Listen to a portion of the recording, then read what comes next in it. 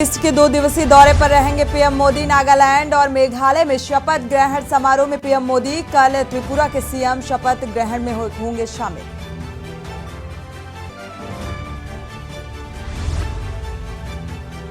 तो सीबीआई लालू यादव से कुछ देर में करेगी पूछताछ। टीम दिल्ली में बेटी मीसा भारती के पहुंची घर। लैंड फॉर जॉब स्कैम में राबड़ी के कल हुए थे सवाल।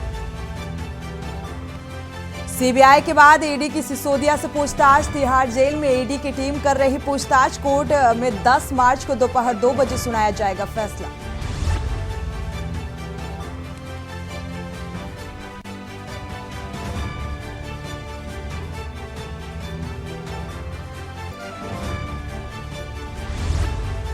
श्रद्धा वाल्वर हत्याकांड मामले में आज सुनवाई। आरोपी के खिलाफ आरोप तय किए जाने पर सुनवाई। दिल्ली की साकेत कोर्ट में आज मामले की होगी सुनवाई। और महंगाई ने काटी जेब।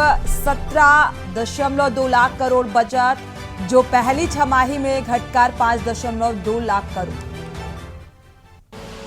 आप देख रहे हैं के न्यूज, खबरों का सारथी। नमस्कार, आप देख रहे हैं के न्यूज। मैं हूं आपके साथ सोनी चौहान। खबरों की शुरुआत करते हैं। दिल्ली स्थित मीसा भारती के घर सीबीआई की टीम पहुंची है। लालू यादव से पूछताछ करने के लिए सीबीआई की टीम पहुंची है और नौकरी के बदले जमीन देने के मामले में ये पूछताछ की जा रही है। तो दिल्ली स्थित मीसा भारती के घर में सीबीआई की टीम का पहुंचना और लगातार पूछताछ के बाद क्या कुछ निकल कर सामने आ पाता है, इस बात पर भी सभी की निगाहें टिकी हुई हैं। बड़ी खबर आपको बता दें,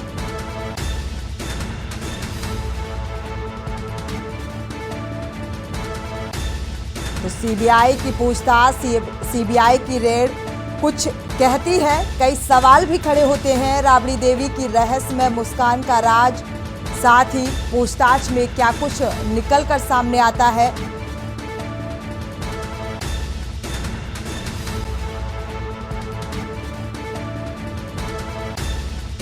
बड़ी खबर, नौकरी के बदले जमीन देने के मामले में यह पूछताछ की जा रही है।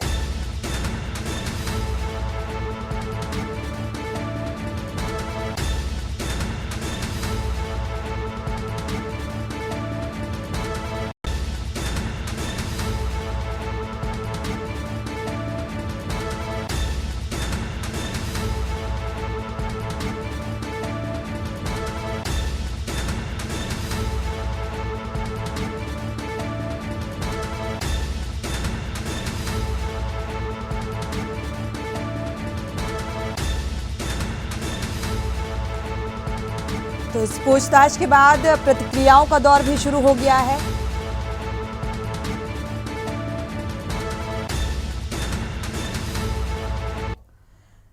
बढ़ते आगे, कोलकाता में अब सपा की राष्ट्रीय कार्यकारिणी की बैठक होगी, अहम होगी। ये बैठक शिवपाल सिंह की भूमिका इसमें अहम मानी जा रही है। 17 से 19 मार्च के बीच ये बैठक संपन्न होगी।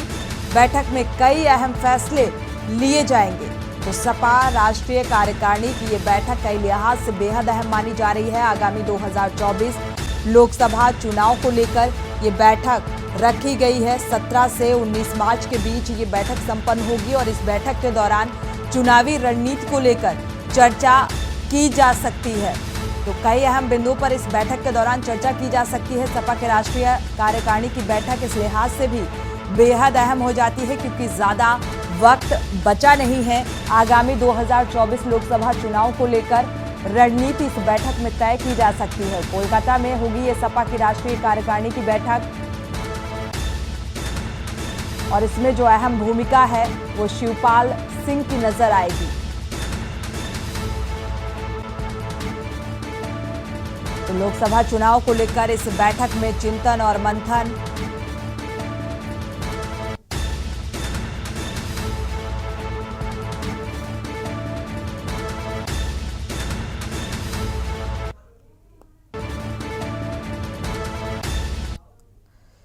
मेरठ से बड़ी खबर आपको बता दें कि न्यूज की खबर का बड़ा असर देखने को मिला है। अपर आयुक्त का भ्रष्ट बाबुओं पर हंटर चला है। आरएफसी विभाग से बलिया भेजे गए हैं ये भ्रष्ट बाबू। कार्रवाई राहुल भूषण गौड़, वरिष्ठ सहायक दीपक वर्मा पर भी कार्रवाई हुई है। तो सीएम से शिकायत के बाद खाद्य आयुक्त सौरभ बाबू ने ये कार्रवाई की है। अभी कई बड़े अधिकारियों पर भी कार्रवाई होनी बाकी है। तो भ्रष्टाचार में डूबा हुआ है पूरी तरीके से ये आरएफसी विभाग। कई बार भ्रष्टाचार में लिप्त बाबू पर कार्रवाई भी हो चुकी है। तो एक बार फिर से ये हंटर चलता नजर आ रहा है।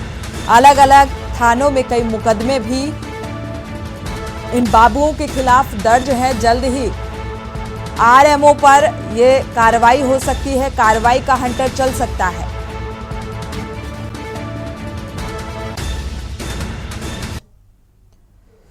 रायबरेली से बड़ी खबर, दो बाइकों में आमने सामने की भिड़ंत हुई। दोनों बाइक सवार गंभीर रूप से घायल हो गए। लगभग 1 घंटे से तड़प रहे थे ये घायल। बाइक सवार 1 घंटा बीत जाने के बाद भी एम्बुलेंस मौके पर नहीं पहुंची, पुलिस भी मौके पर नहीं पहुंची। घायलों को निजी वाहन से अस्पताल भिजवाया गया। मिल एरिया थाना क्षेत्र के आरटीओ ऑफिस के पास की ये घटना बताई जा रही है। तो लगभग 1 घंटे तक जो बाइक सवार थे वो जख्मी थे। जख्मी हालत में 1 घंटे तक इंतजार किया, कोई एम्बुलेंस नहीं पहुंची। स्थानीय लोगों ने मदद से निजी वाहन से अस्पताल पहुंचाया, तब उन्हें इलाज मिल पाया। रायबरेली से बड़ी खबर,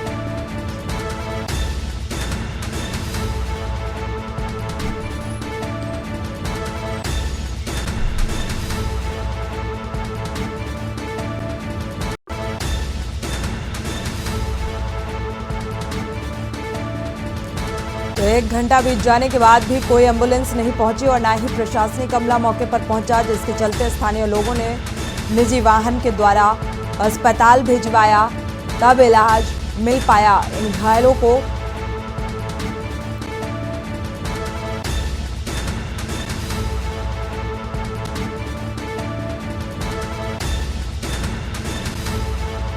और इसी खबर पर संवाददाता मनीष जुड़े हुए हैं ज्यादा जानकारी के लिए। मनीष, एक लापरवाही यहां पर देखने को मिल रही है। जो बाइक हादसा हुआ है इसमें करीब 1 घंटे तक इंतजार करना पड़ा घायलों को।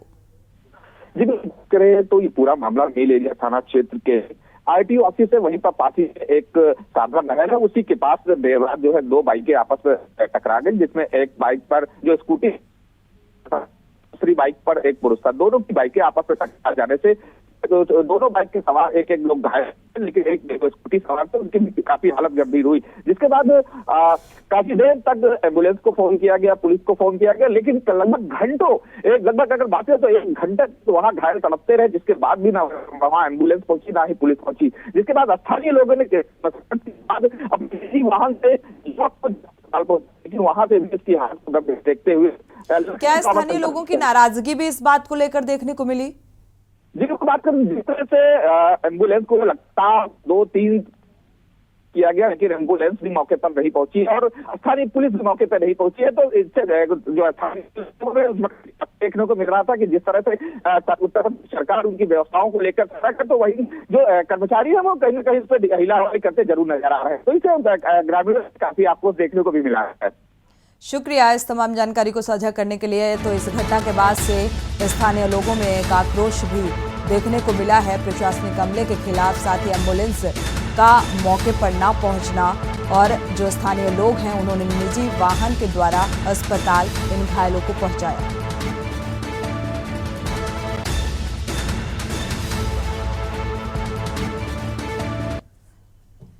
मेरठ से बड़ी खबर आपको बता दें कि न्यूज की खबर का बड़ा असर देखने को मिला है। अपर आयुक्त का भ्रष्ट बाबुओं पर हंटर चला है। तो आरएफसी विभाग से बलिया भेजे गए थे ये भ्रष्ट बाबू।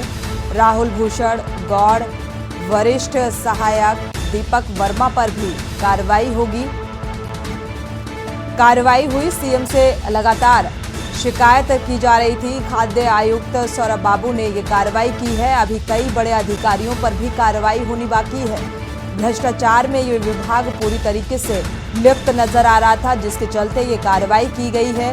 कई बार भ्रष्टाचार में लिप्त शिकायतें भी दर्ज कराई गई हैं। तो अलग अलग थानों में कई मुकदमे इन भ्रष्टाचारियों के खिलाफ दर्ज हैं और अब जल्द ही आरएमओ पर भी कार्रवाई का हंटर चल सकता है। जिस तरीके से लगातार शिकायतें मिल रही हैं, गरीबों का राशन डकार रहे हैं ये, और इसमें पूरी तरीके से भ्रष्टाचार बाबू संलिप्त नजर आए। तो अभी और भी ऐसे कई अधिकारी हैं जिन्हें चिन्हित किया गया है, उनके खिलाफ भी जल्द कार्रवाई हो सकती है।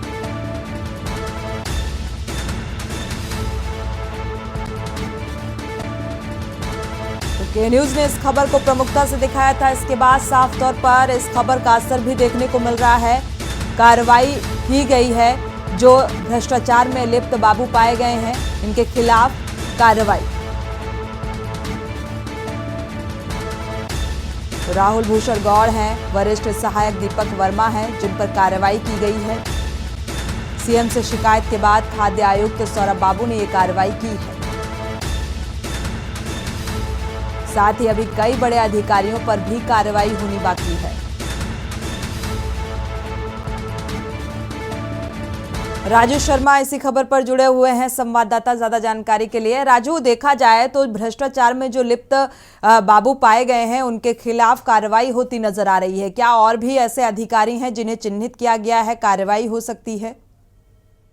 हाँ बिल्कुल, देखिए मैं आपको बता दूं कि के न्यूज की खबर का एक बार फिर बड़ा असर हुआ है। मेरठ के आरएफसी डिपार्टमेंट में कार्यरत दो बाबुओं की खबर बीते दिनों के न्यूज ने प्रमुखता से दिखाई थी, जिसका संज्ञान लेते हुए तब तत्कालीन शासन के द्वारा जब दोनों बाबुओं को सस्पेंड कर दिया गया था और साथ ही विभाग की जांच भी बैठाई थी, लेकिन फिर बाबू राहुल भूषण गौड़ सेटिंग कर फिर उसी डिपार्टमेंट में पोस्टिंग करा ली थी और तब से कार्यरत थे। लेकिन के न्यूज ने फिर लगातार इस खबर को प्रमुखता से दिखाया और शासन ने संज्ञान लिया। सीएम से भी इस पूरे प्रकरण की शिकायत हुई और जो भ्रष्टाचार में लिप्त बाबू थे राहुल भूषण गौड़ और दीपक, उन पर अब बड़ी कार्रवाई हुई है। दोनों का बलिया ट्रांसफर कर दिया है, साथ ही विभाग की जांच भी बैठा दी है। अभी कई ऐसे और बड़े अधिकारी हैं जो भ्रष्टाचार में लिप्त है और जिनके संरक्षण में ये दोनों बाबू फल फूल रहे थे, उन पर भी कार्रवाई होना बाकी है।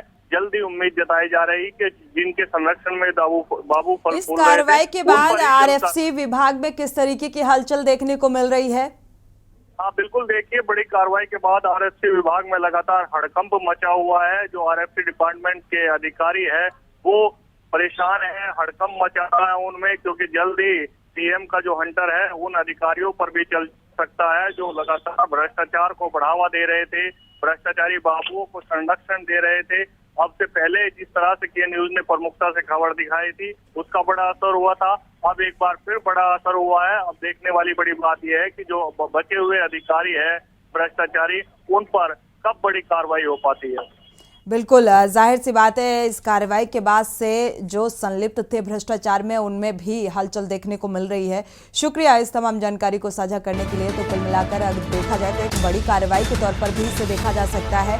प्रमुखता से के न्यूज ने इस खबर को दिखाया था, क्योंकि भ्रष्टाचार जिस तरीके से हावी था और लगातार सीएम तक इस बात को पहुंचाने की एक कवायद भी नजर आ रही थी और उसका असर भी देखने को मिल रहा है। बड़ी कार्रवाई के तौर पर इसे देखा जा सकता है। साथ ही कई और अधिकारी हैं जो भ्रष्टाचार में लिप्त पाए जा रहे हैं। बाबुओं पर कार्रवाई हुई है और कुछ अधिकारियों पर भी कार्रवाई जल्द ही होगी।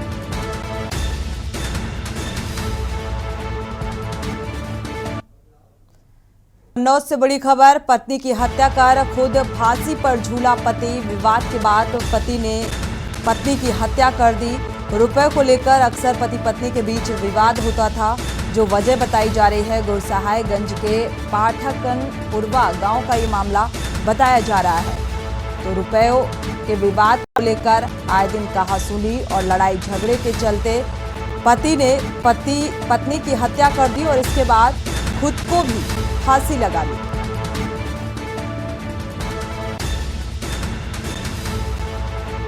तो घरेलू विवाद वजह बताई जा रही है इस पूरे घटनाक्रम की। पत्नी की हत्या करने के बाद पति ने भी खुद को फांसी लगाई।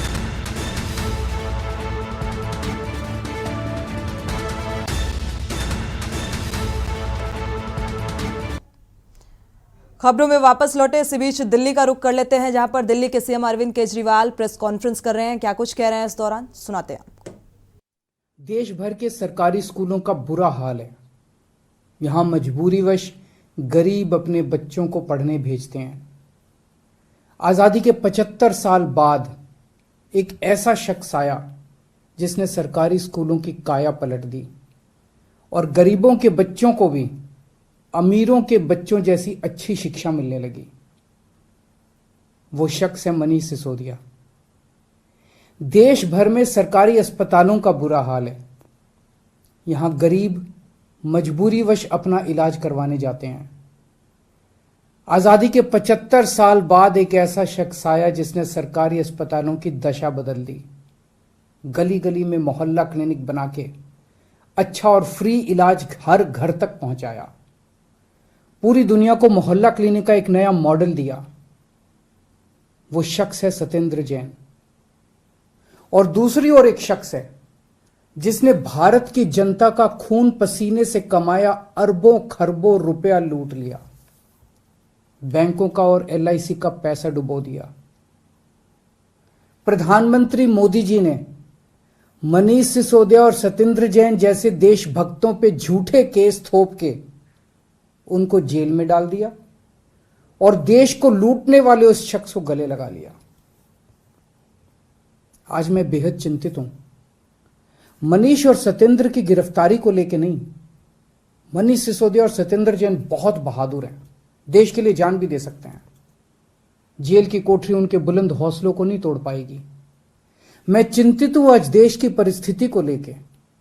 जिस देश के प्रधानमंत्री लोगों को अच्छी शिक्षा और अच्छा इलाज देने वालों को तो जेल में डाल दें और देश को लूटने वालों का साथ दें, उस देश की स्थिति बहुत चिंताजनक है। वहां आम लोगों के लिए काम करने वाला और उनकी सुनवाई करने वाला कोई नहीं बचता। मैंने तय किया है कि मैं इस बार होली वाले दिन पूरा दिन देश के लिए ध्यान करूंगा, प्रार्थना करूंगा, पूजा करूंगा। अगर आपको भी लगता है कि प्रधानमंत्री जी ठीक नहीं कर रहे, अगर आप भी देश की स्थिति को लेकर चिंतित हैं, तो मेरी आपसे अपील है, होली मनाने के बाद थोड़ा समय निकाल के आप भी देश की खातिर मेरे साथ भगवान की पूजा करना, ध्यान करना। जय हिंद। तो दिल्ली के सीएम अरविंद केजरीवाल को आप सुन पा रहे थे। उन्होंने साफ तौर पर कहा है कि इस बार होली का पर्व मनाएं, लेकिन देश की जो स्थिति है उसको लेकर थोड़ा सा ध्यान भी लगाएं, यानी कि पूजा अर्चना भी करें। सवाल ये कि मनीष सिसोदिया की जिस तरीके से गिरफ्तारी हुई है, सत्येंद्र जैन की जिस तरीके से कार्रवाई उनके खिलाफ भी हुई, गिरफ्तारी हुई, उसको लेकर बेहद चिंतित नजर आए दिल्ली के सीएम। उन्होंने कहा कि जिन्होंने शिक्षा के क्षेत्र में बेहतर काम किया, गरीबों और अमीरों को एक जैसी शिक्षा मिल सके, साथ ही स्वास्थ्य महकमे को सत्येंद्र जैन जैसे शख्स ने सुधारने का काम किया, उन्हें आज सलाखों के पीछे डाल दिया गया। इस बात को लेकर हम बेहद चिंतित हैं। बढ़ते आगे, कोरबा में होली के उल्लास भरे पर्व पर रंगों का बड़े पैमाने पर इस्तेमाल किया जाता है और इसी कड़ी में कोरबा जिले के कटघोरा विकासखंड के ग्राम धवईपुर में होली के पर्व को ध्यान में रखते हुए जन्नी महिला क्लस्टर संगठन की महिलाओं ने हर्बल रंग से होली मनाए जाने की तैयारी की है और होली पर्व को लेकर रंगों का बाजार सज चुका है। नगाड़ों को लेकर लोगों में उत्सुकता भी देखी जा रही है।